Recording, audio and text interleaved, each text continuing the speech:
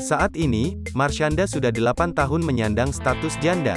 Perempuan berusia 32 tahun itu tiba-tiba membahas tentang pendamping hidup. Marshanda mengaku ia hanya punya satu kriteria untuk pendamping hidupnya kelak. Cuman satu kriteria, syarat gue untuk pendamping hidup sekarang dan ke depan, kata Marshanda dikutip dari Instagram, Minggu tanggal 24 April tahun 2022. Ibu satu anak itu ingin punya pasangan yang bisa saling mengerti satu sama lain. Apa sih kekurangan kita masing-masing? Apa sih yang bisa kita perbaikin? Apa sih yang bisa kita ubah? Ucap Caca.